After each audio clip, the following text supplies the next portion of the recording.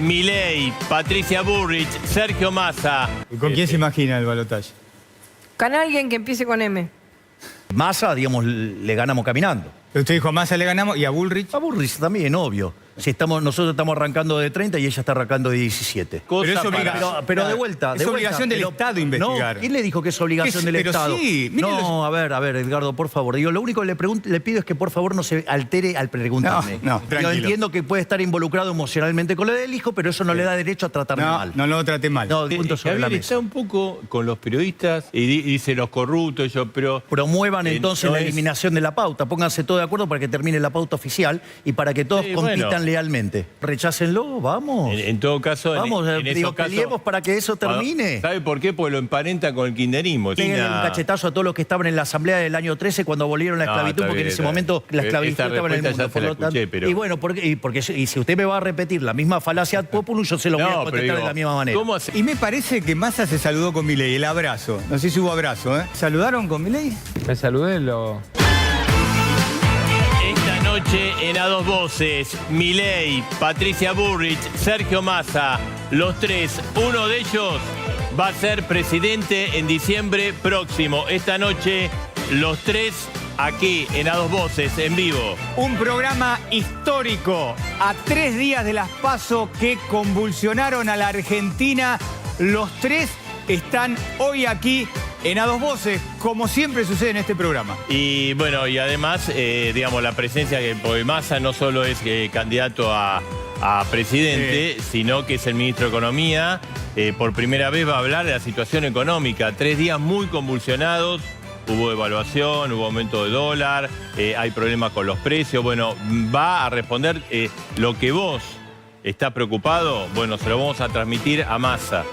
Además de, obviamente, todo el tema electoral. Ya está Patricia Bullrich. Exactamente, ya está con nosotros Marcelo, ahí la estamos viendo. Patricia Bullrich, que le ganó la interna a Horacio Rodríguez Larreta y es la candidata a presidenta de Juntos por el Cambio. ¿Cuántas cosas, Marcelo, que pueden pasar en la Argentina en 3 días? Pero van a necesitar sacarle votos a Milei y a su vez consolidar los votos de los radicales, de Lustó y de Rodríguez Larreta. Entonces, son 2 discursos distintos, el de Milei y el de los radicales, o el de Larreta. ¿Cómo va a ser para tener un discurso unificado y tener a los dos? Yo creo que la gente va a elegir quién cree que es el liderazgo que puede sacar al país de esta crisis que cada día se profundiza más.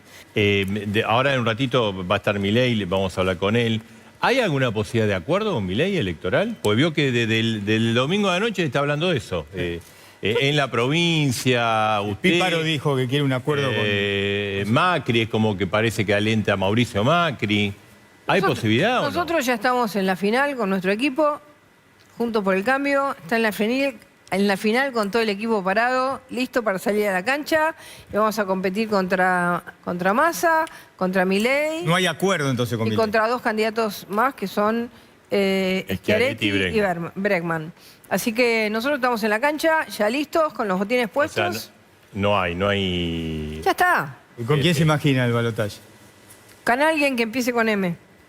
Acá esta noche, programa especial de A Dos Voces. Déjame, Marcelo, que diga que es un programa histórico a 2 voces. Vos que estás del comienzo, muy pocas veces hubo un programa como este en una elección de Ahí 3 está, partes, ahí están los 3. Está bien Javier Ruiz, Milei, Villarroel también la candidata a vice. Así que en instantes vamos a hablar. Que pase, pues, así nos los ubicamos, invitamos, sí. así nos ubicamos nosotros, Javier. Milei. Sí. ¿Qué tal? ¿Cómo está? ¿Bien? ¿Qué tal, Marcelo? ¿Cómo Excitante, estás? Así nos sentamos Estoy todos. tranquilo. ¿Qué tal? ¿Cómo está? Bien. Bien. Nerviosos están los demás. ¿De qué lado vamos nosotros? De allá. De aquel lado allá. Vas vos allá, me parece. Muy bien. Para que te... ¿Cuándo sintieron que estaban ganando como ganaron? Mira, la realidad es que nosotros estábamos tranquilos porque sabíamos que habíamos dado lo mejor de nosotros, que habíamos hecho todos los esfuerzos necesarios y nada, y era una cuestión de esperar la respuesta de la gente. Después el tema de la gente decide, es un tema de... Por lo tanto, lo que nosotros teníamos para pensar era solo sobre si habíamos dado lo mejor y lo habíamos hecho. No, le quería preguntar una cosa. ¿Es verdad que ustedes estiman que les robaron votos? ¿Que en realidad sacaron más que 30? Bueno, de hecho están las denuncias, hay urnas sin votos, lo que es algo muy raro, y al mismo tiempo han robado boletas, están documentados los robos de boletas, la destrucción de boletas, así es que bueno, tanto los socialistas de buenos modales como los de malos modales siguen apelando a las trampas de la vieja política. Por lo tanto, que quede bien claro que somos los liberales de La Libertad Avanza en contra de toda la maldita casta política que evidentemente no renuncia a sus viejas tácticas para hacerse del poder. Milei, uno que le ha tocado cubrir las elecciones del 83 hasta ahora, por lo menos yo lo veo como un fenómeno muy particular de la política, porque usted gana, queda primero, no tiene gobernadores, no tiene intendentes, tiene un reducido núcleo que se va a ampliar en el Congreso de la Nación, y aparte venía de hacer su fuerza política elecciones que no fueron para nada buenas en el interior del país. Y sin embargo, con todo eso, arrasa con las elecciones, se convierte en la fuerza política más votada con un porcentaje que pocos esperaban. Bueno, nosotros a lo largo de este periodo explicamos el rol que tenía el desdoblamiento de las elecciones.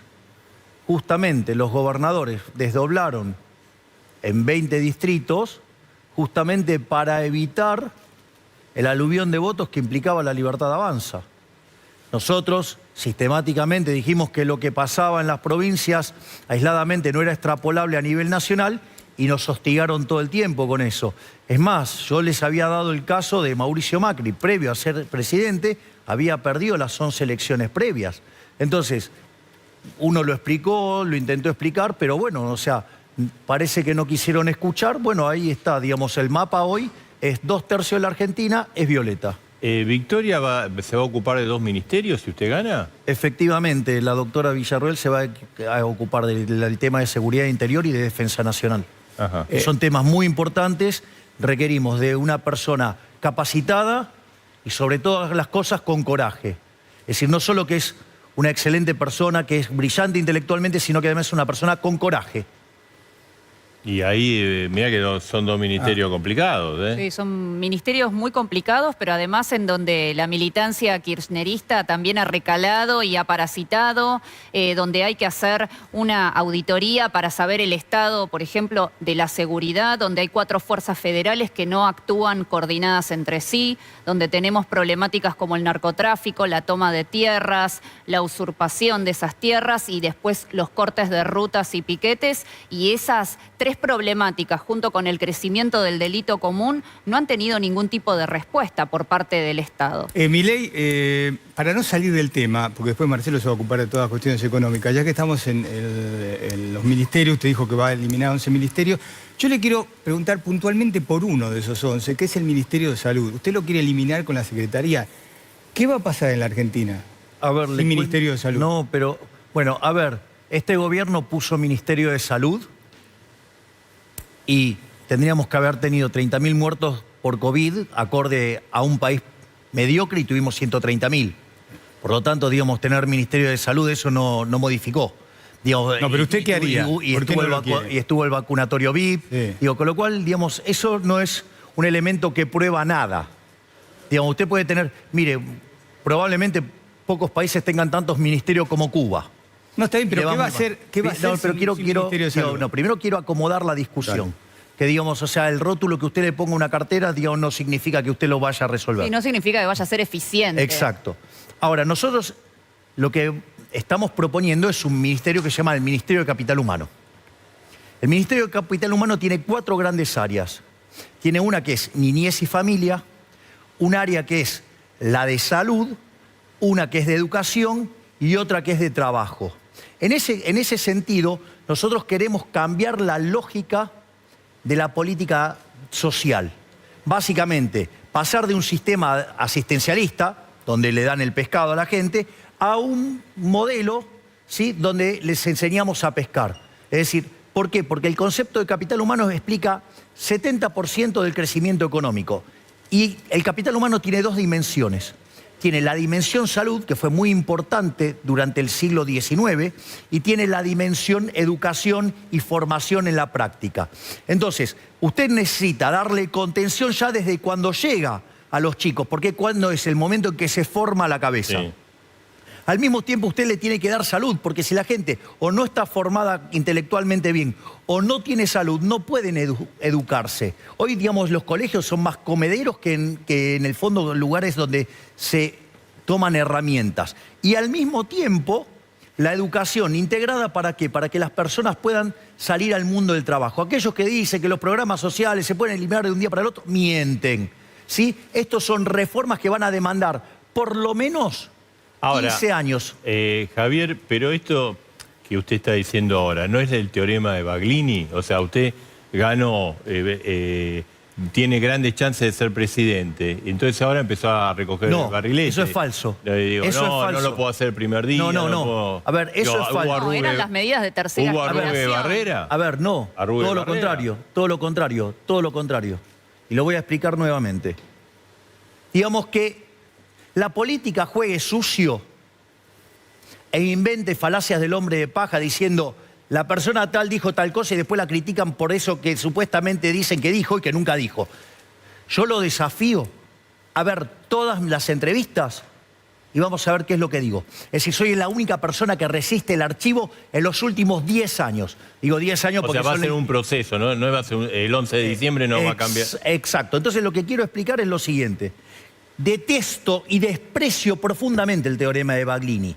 Y si hay algo que yo no hice es conforme nos acercamos al poder, no hemos claudicado y no hemos bajado ninguna de nuestras banderas. Es decir, los postulados siguen siendo los mismos. Ahora, lo que quiero aclarar es lo siguiente. La diferencia es que ahora se toman el trabajo de escucharnos. Entonces, a mí no me vengan a confrontarme con las mentiras que dijeron sobre mi persona. Entonces, yo lo que propongo es, miren lo que vengo diciendo. Y estas cosas las dije siempre. Es más, desde Juntos por el Cambio, digamos, nos agredían cuando decíamos estas cosas diciéndonos que no éramos liberales, que éramos socialistas. Y en realidad nosotros en ese momento explicábamos desde la visión de Ayn Rand, la ética de la emergencia.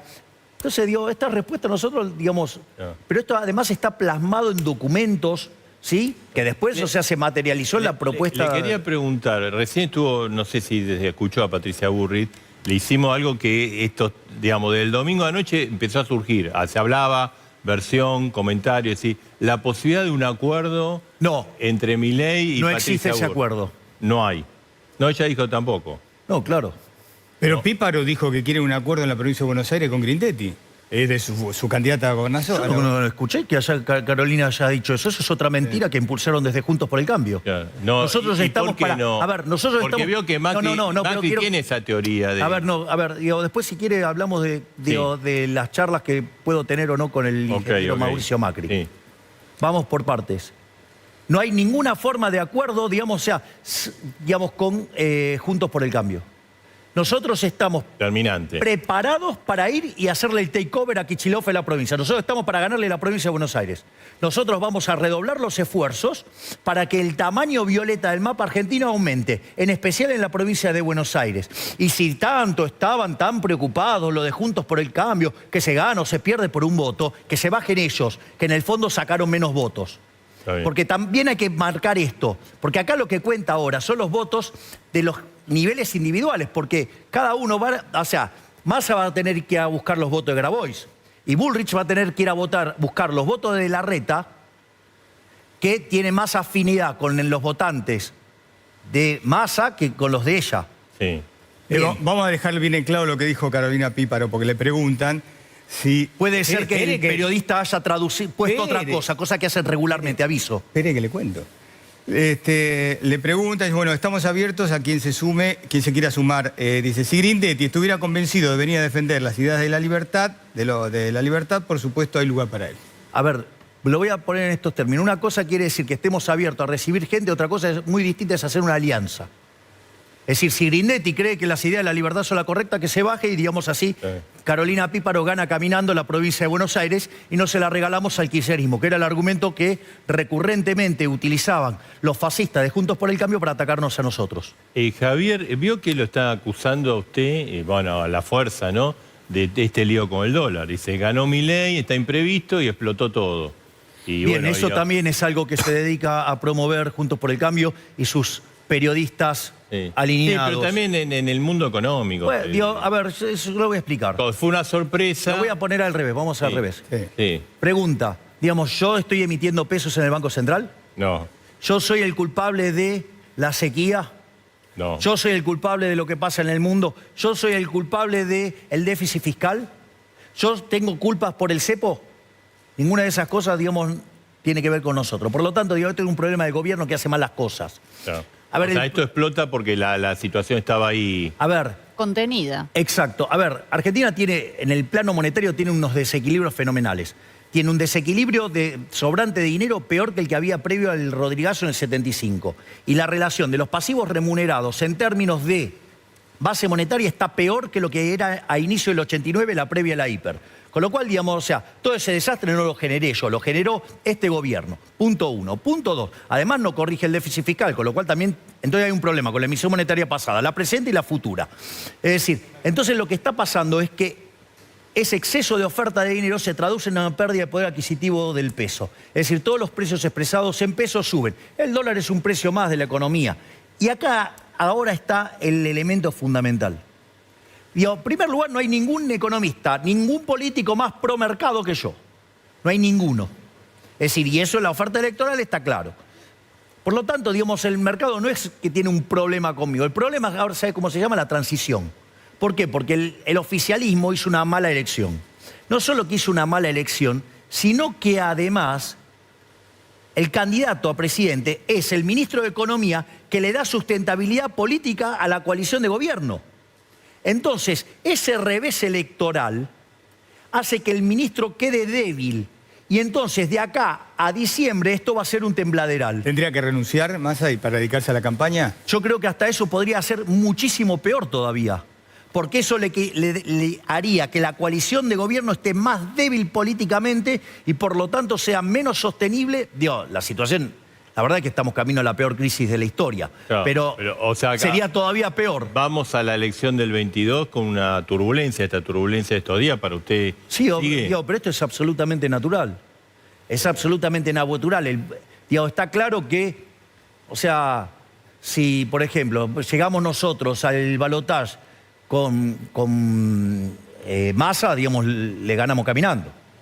Veo que tenemos un QR que estamos preguntándole a la gente, ¿no? Que vote, quedó fórmula. Si hay un balotaje, ¿a usted con quién le gustaría ir al balotaje? Hay un dicho que dice, tené cuidado con lo que decías porque podría ser realidad. Usted dijo, a Massa le ganamos y a Bullrich. A Bullrich también, obvio. Si nosotros estamos arrancando de 30 y ella está arrancando de 17. Nosotros sacamos casi el doble de los votos. Si no nos hubieran robado votos, tanto el socialismo de buenos modales como el de malos modales, tenemos el doble de los votos. Es decir, una de las cosas que nosotros tenemos que hacer es mejorar el proceso de fiscalización, estamos para ganar en primera vuelta. Milei, le escuché decir a Victoria, hablado, y a usted también, de las distintas etapas si llegan al gobierno, primera, segunda, tercera. Le escuché decir también que una segunda estaría la reforma previsional. Más allá de lo que va a ser la reforma, ¿qué haría usted con el PAMI y con la ANSES, concretamente, con esas dos estructuras? Bueno, en primer lugar, digamos, el PAMI, usted lo tiene que eficientizar y tiene que crear mecanismos de competencia para que eso funcione mejor. Sí, sigue funcionando en su gobierno. Sí, obvio, digamos, sí, o sea, esas son reformas que son de largo aliento, usted no lo puede hacer de un día para el otro. Quiero ir por ¿El ANSES? A ver, pero el ANSES tiene que ver con el manejo de los jubilados. Entonces, ¿cómo mejora la situación de los jubilados? La reforma del sistema previsional es una reforma de segunda generación. Y voy a explicar por qué. La primera generación de reformas tiene la reforma del Estado, bajar el gasto público, bajar impuestos, eliminar regulaciones, una modernización del mercado laboral, una apertura unilateral de la economía y la reforma monetaria. En ese contexto usted genera una situación de muy alto crecimiento económico. Pero le van a pasar varias cosas. La primera es, hoy el mercado laboral está fijo en 6 millones de personas. Yendo a este sistema de seguro de desempleo, el mercado se amplía a 14 millones de personas. que esto no es trivial, porque ¿qué es lo que hace? Modifica la relación entre aportantes y beneficiarios, Sí. que es la fórmula, es el elemento fundamental dentro de la lógica del sistema previsional. No solo eso, usted está generando un proceso de crecimiento, con lo cual además tiene ingresos futuros que usted va a poder adelantar llegado la situación. No solo eso, sino que además, en este contexto, dado el deterioro del salario en dólares, usted va a tener una situación donde la recomposición salarial que va a haber a la luz de una estabilización, eso lo que va a hacer es que los salarios sean más altos. Además, en un proceso de crecimiento usted va a tener más productividad y implica también salarios todavía más altos. Y cuando esos salarios son más altos, la gente decide trabajar más, con lo cual también aumenta la PEA. ¿Por qué le explico todo esto? Porque es muy importante la pregunta que me has hecho, Edgardo. Porque estos son todos los key value drivers que después permiten hacer la reforma previsional, pero sin vulnerar un solo derecho. Bien. Victoria, te quería preguntar, varios artistas y jóvenes artistas y muy famosos como Lali Espósito y otros también, lo criticaron a Milei, que tienen miedo de que gane Milei. Bueno, son las opiniones de ciudadanos, nosotros las respetamos como tales. Yo tendría más miedo de lo que está ocurriendo actualmente con este gobierno, en el cual más del 50% de la población está en situación de pobreza, donde te matan y te matan para robarte una botella de sidra, donde los jubilados no tienen ningún tipo de dignidad y comen un churrasco por semana en un país de semejante riqueza. Definitivamente a mí lo que me da miedo es la situación a la que nos está sometiendo tanto el oficialismo como la denominada oposición. Por lo tanto, creo que nosotros dos no respondemos por nada del pasado ni tenemos responsabilidad alguna en el desmadre de este país, y lo que estamos ofreciéndole a la población argentina es principalmente darle voz a un montón de ciudadanos que hasta el día de hoy no la tienen, y que por esa razón, y yendo un poco al tema del acuerdo o no con otras coaliciones, debo decirte que nosotros, si hay algo que vamos a hacer, es honrar el voto de los ciudadanos que apostaron por la fórmula Milei-Villarruel. Y vamos a tratar de alguna manera no solo de fidelizar y de valorar aún más ese voto, sino de presentarle más opciones al resto de aquellos que no se han presentado Javier, en las elecciones. Quería preguntar, antes le iba a preguntar, ¿cómo fue el reencuentro con los Martínez? Porque usted lo dejó en todavía una... no. No, todavía no pude. ¿No? ¿Cómo que no? Yo dije que se había juntado con Cona y los cuatro perros que usted había dicho que se No, habían encontrado. pero el tema es que hace 3 días que no duermo. Claro, no. Bueno. No los Es vio. decir, todavía ¿Pero cómo no lo hace 3 días y no duerme? Y sí, Dios, ¿saben cómo me tiene el teléfono? ¿Y qué dice aquello que dicen que Milei está loco? Bueno, la realidad es que la diferencia entre un genio y Digamos, un porque loco... cuando usted le agradeció a los perros, todo A eso... ver, yo le- voy a ponerlo en estos términos. La diferencia entre un genio y un loco, ¿sabe cuál es? El éxito. El 22 de octubre hablamos, si estoy loco o soy un genio. Está bien. Milei- ¿Hay muchos amigos ahora nuevos estos 3 días? Sí. Y números sí. nuevos aparecen un montón. Sí, sí. Milei, yo le quiero hacer la pregunta, porque hoy fue el tema de la polémica del CONICET. Pero quiero ser sincero con usted, como siempre soy, que soy parte interesada, porque yo tengo un hijo científico que fue becario del CONICET, fue investigador del CONICET. El sector privado no da trabajo en la Argentina, se tuvo que ir del país y le hago...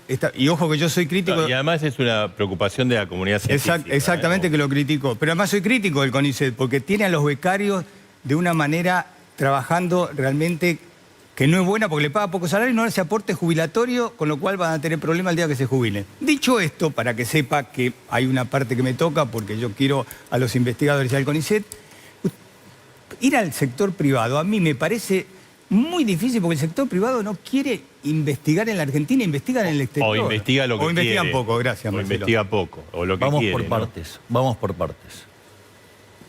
El hecho de que las personas se vayan es parte de la tragedia argentina como consecuencia de al lugar al que nos trajeron los mismos de siempre, ¿no? Sí. Porque, digamos, con los mismos de siempre una Argentina distinta es imposible. Y eso es lo que nosotros sostenemos. Y nos trajeron hasta acá. no hay oportunidad de trabajo. El sector privado, la cantidad de empleo del sector privado formal está clavado en 6 millones de personas. También, pero el tema de investigación es otra cosa, no les interesa. No, pero yo le quiero... pero de vuelta, ahora voy a contestar. Yo no es que no voy a contestar, estoy haciendo una pintura macro del problema que usted me está comentando, que su hijo se fue. Y estoy explicando por qué pasa. Ojo, yo defiendo al CONICET porque hizo grandes investigaciones y tiene grandes investigadores. Bueno, ahora vamos a ponerlo en estos términos. El CONICET hoy tiene 35.000 personas. La NASA tiene 17.000. Me parece que el CONICET no produce en línea con lo que produce la NASA. Punto uno. O sea, el tema de la productividad del CONICET es bastante cuestionable. En la NASA, digamos, me parece que producen un poquito más. No, y además no solamente se circunscribe a la investigación científica, porque también está la investigación sobre la película del Rey León o las letras de Ricardo Arjona. A ver, estoy hablando yo sé que a la gente en los parámetros de productividad los pone incómodo. La NASA tiene 17.000 personas, el CONICET 35. Claro, el doble la de gente. La productividad argentina es menor que la de Estados Unidos. Por eso, y la NASA, bien. Digo, sí, pero digo, hay que corregir bastante, ¿eh? Claro, bien. Pero vamos por partes. Vamos por partes. Ese es otro punto. Dicho esto, nosotros el CONICET, tal como existe hoy, hay que cerrarlo. Como existe hoy, hay que cerrarlo. ¿Qué quiere decir? ¿Que no va a haber una secretaría, digamos, de estas características? Sí que la va a haber, pero se va a dedicar a ciencias duras. A ciencias duras. Y esto de ponerse a estudiar si la respuesta del WhatsApp, digamos, con 28 casos... El mesianismo de Star Wars... el Rey León, bueno... Pero investigan de todo, hay gente que investiga el desarrollo. Este país es un país que, digamos, la verdad, se va a investigar... Hay inventos, por ejemplo, le conozco... Bueno, usted no tiene problema porque tiene mucho pelo, pero hay un CONICET inventó, utilizando una planta de La Rioja, un mecanismo para que crezca el pelo. Bueno, está en la lucha contra el cáncer. Pero a ver, si fuera ese caso, digo, lo puede resolver el sector privado, lo podría haber hecho sin ningún tipo de problema, entonces. Digo, ¿o acaso eso no es algo que demanda el sector privado? No vamos a discutir esto porque no es, hay otros temas. Bueno, pero yo digo, no es así, entonces usted no va a tener investigadores en la Argentina.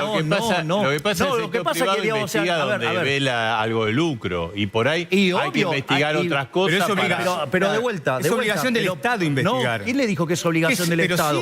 No, a ver, Edgardo, por favor. Digo, lo único que le pido es que por favor no se altere al preguntarme. Lo haga de manera más tranquila. Estamos hablando tranquilo. Yo entiendo que puede estar involucrado emocionalmente con lo del hijo, pero eso no le da derecho a tratarme mal. No lo trate mal. No, digo, vamos a poner los puntos sobre la mesa. Está un poco con los periodistas y dice los corruptos, pero la gran mayoría, no sé, hay corrupción como puede haber en todos lados, pero la gran mayoría de los periodistas somos honestos, preguntamos, en nuestra tarea es quizás incomodar. Bueno, promuevan entonces la eliminación de la pauta, pónganse todos de acuerdo para que termine la pauta oficial y para que todos compitan lealmente.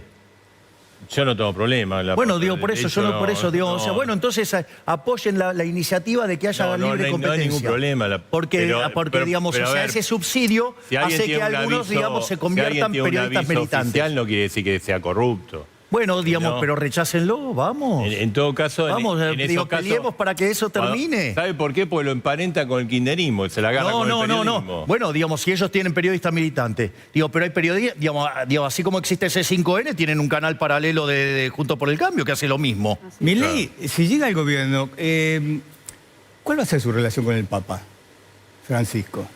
¿Que fue siempre no o tuvo algunos cortocircuitos? Bueno, lo respetaré como el jefe de la Iglesia Católica. Y a propósito, discúlpame, a propósito de los recortes del gasto público, el Estado aporta a los cultos religiosos, a los colegios, exenciones impositivas, a los obispos. ¿Qué va a hacer con todo eso? Digo, en principio, todavía eso no se puede modificar. Vos tenés que hacer un montón de reformas antes para poder avanzar en eso. Incluso constitucional. O sea, eso, hay cosas que y nosotros no estamos por reformas constitucionales. Javier, bueno, uno de sus caballitos de batalla y que ha tenido, que fue un hit, la dolarización. Sí. Que algunos dicen... Todos los días me dan la razón. No, que algunos dicen que, bueno, esto es un delirio, Ojo. Y además, pero le quiero preguntar, ahí está, ¿no? Primera pregunta, dolarización sin reserva, ¿se puede hacer? Y segundo, hay economistas que están trabajando con usted, que algunos dicen... Y el primer día se puede dolarizar y otro dice, no, se requiere un proceso. Bueno, de hecho, nosotros... Y entonces uno dice, pero ¿y con qué nos quedamos entonces? Bueno, ahora lo explico. El tema de la dolarización de un día, de vuelta, fue armado por economistas de Juntos por el Cambio para ensuciarnos. Nosotros nunca hablamos de dolarizar en un día. Pero, digamos, como hay economistas que juegan en política, ensucian. Sí. O sea, entonces vayan y rastreen, Porque digamos, dicen, en un día es imposible. Bueno, pero de hecho, digo, son economistas de Juntos por el Cambio que dicen esas cosas para ensuciarnos. Porque nosotros nunca dijimos que se pudiera aplicar de un día para el otro. Exacto. ¿Lo tiene identificado? Sí, claro que los tengo identificados. Y algunos sacan chapa de liberales, vamos. Sacando ese tema, digamos que no me voy a meter, digamos, No. digamos... Vamos, yo voy a explicar. Primer parte, digamos, Sí. la dolarización implica cerrar el Banco Central. Es el rescate del pasivo del Banco Central. No ocurre en ninguna parte del mundo, no dice el Banco Central. Bueno, con ese argumento, ¿sabe qué? Vaya y que lo hago viajar en el tiempo con la máquina de No, Volver no, al pero, Futuro y vaya o sea, y Estados Unidos, pégale Europa, un cachetazo a todos los que Japón, estaban, China. y pégale un cachetazo a todos los que estaban en la asamblea del año 13 cuando abolieron la No, esclavitud, está porque bien, en ese está momento, digamos, la esclavitud Esa estaba en el respuesta mundo. ya se por la lo tanto, escuché, pero- y bueno, y si usted me va a repetir la misma falacia ad populum, yo se lo voy a No, contestar pero de la misma manera. ¿cómo hacemos? O sea, sin Banco Central. Vamos por partes. Primero que el dinero es un invento del sector privado, no del sector público. Bien. Digo, hay que rastrear la historia monetaria. Pero saliendo de ese lado, voy a explicar cómo se dolariza. Dale. Yo tengo pasivos que rescatar, que son las LELIQs, que son 30.000 millones de dólares, y 10.000 millones de dólares que tengo que rescatar de base monetaria. O sea, 40.000 millones de dólares.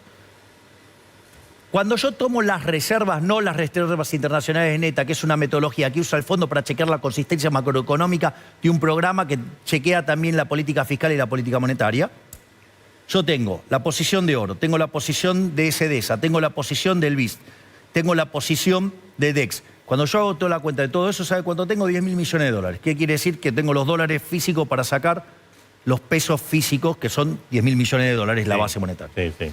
Entonces ahora el punto es qué hacemos con los 30.000 millones de dólares de LELIQs. Sí. Bueno, pero el Banco Central no solo tiene esas reservas, tiene casi 120.000 millones de dólares en títulos públicos. Sí, del Tesoro, sí. Exacto, pero no cotizan a mercado.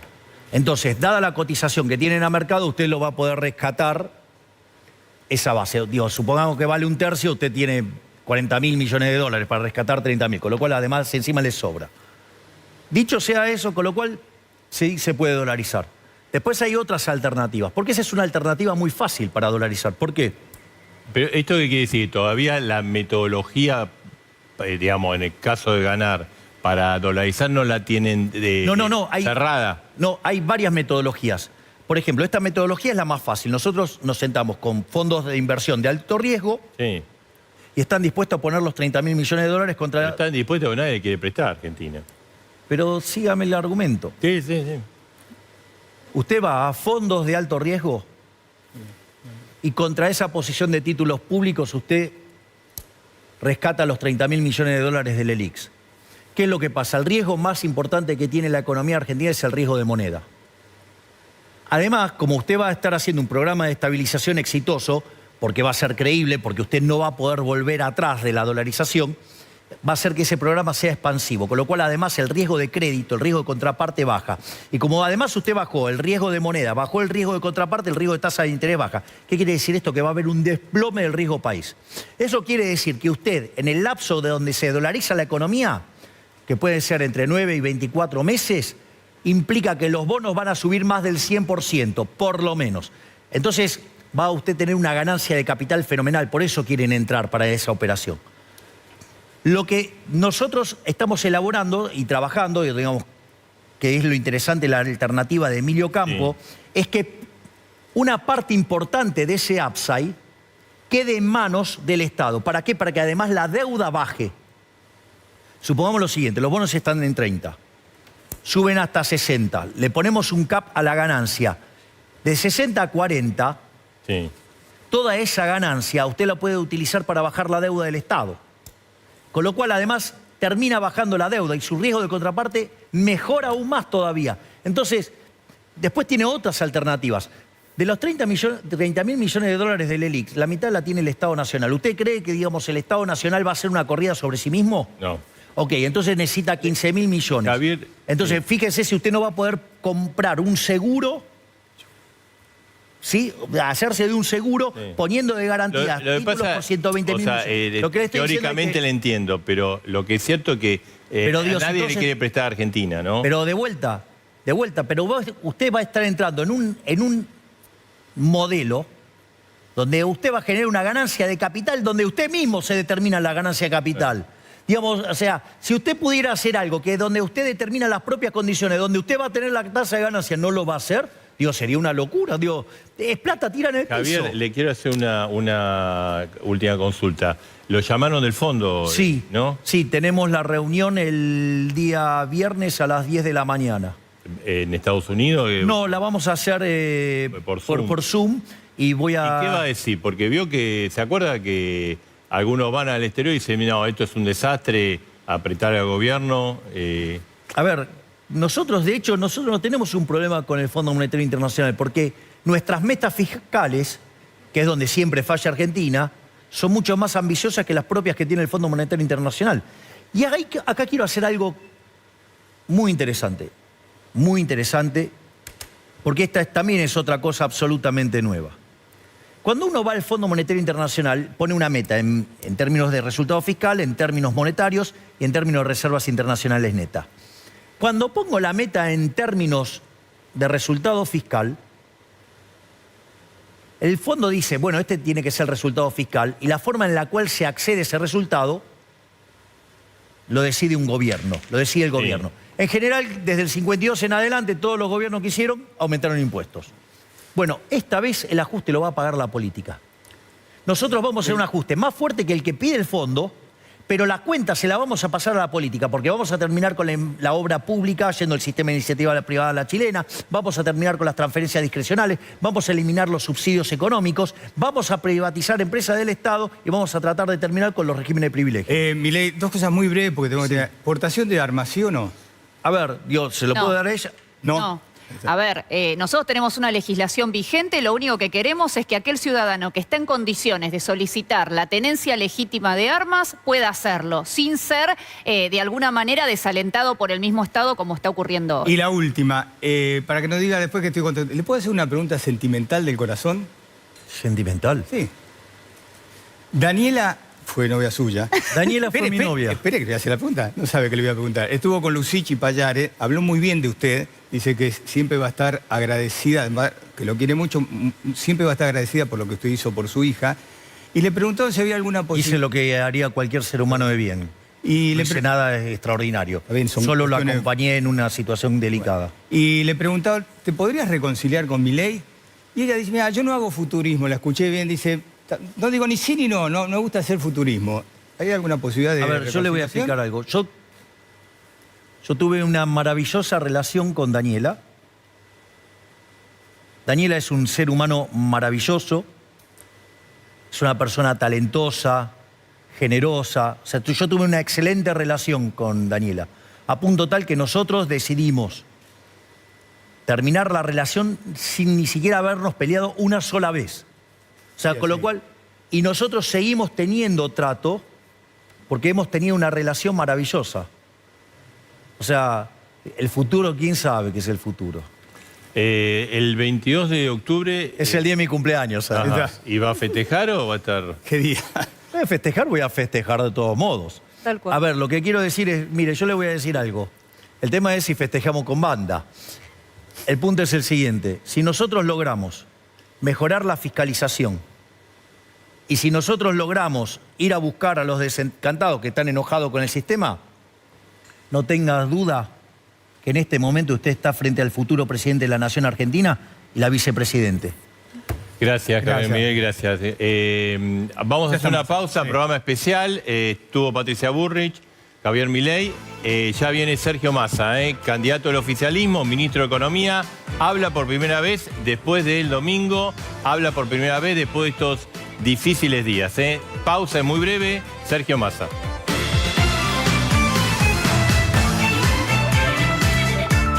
Que lo está viendo todo el mundo, Marcelo, la cantidad de mensajes que llega. Y me parece que Massa se saludó con Milei, el abrazo. No sé si hubo abrazo, ¿eh? No sé, Vamos a no preguntarle. lo vi. Está el QR, podés participar.